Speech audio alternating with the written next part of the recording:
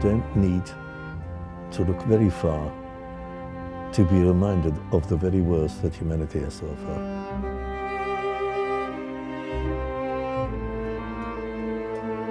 The first time I went on a train, on a cattle truck on the way to Auschwitz, I thought to myself, you know, isn't it fun? And I've never been on a train ride.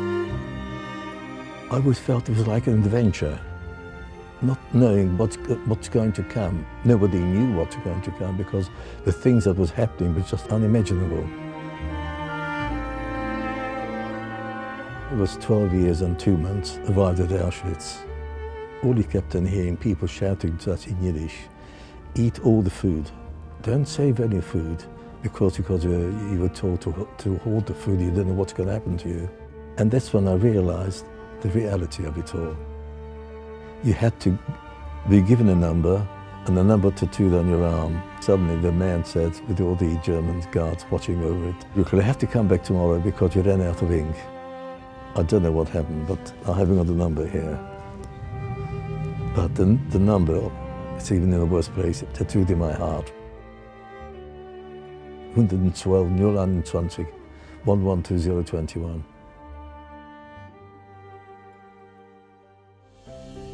Thankfully, I don't have to look very far to see humanity at its best either. I remember coming to England, I felt arrived at heaven, literally. And then I felt a tremendous amount of happiness, of life and of love.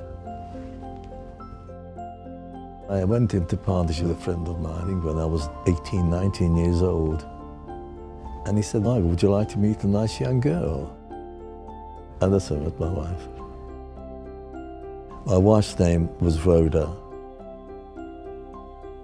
Married for 60-odd years.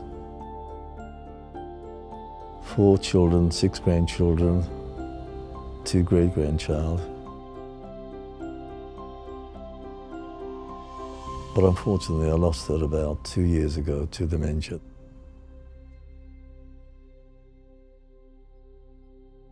I must have told my story hundreds of times, but it's strange to think that there was a time I couldn't tell it at all. It all came to a head when my wife had to go into dementia home under Jewish care. And the children said to me, and said, well, why didn't you go to the Holocaust Center? And I came along here, and I remember from literally the first day that I arrived here at the Holocaust Center, I wouldn't say like I've arrived home, but there was a kind of a tremendous weight lifted off my shoulders. Throughout my life, things have happened to me for one reason, and one reason only. Because I'm Jewish. Having seen and gone through the worst, I have seen and experienced the most loving care that humanity can give. Because I'm Jewish. I find at least now, not only has it enriched my life, that it's become much, much more important and even we call it a first home rather than a second home for me. Not only to me, most of the people who attend the center.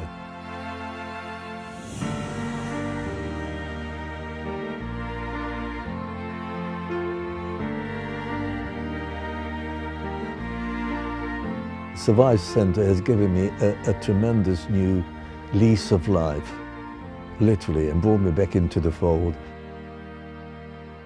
It's like a new life.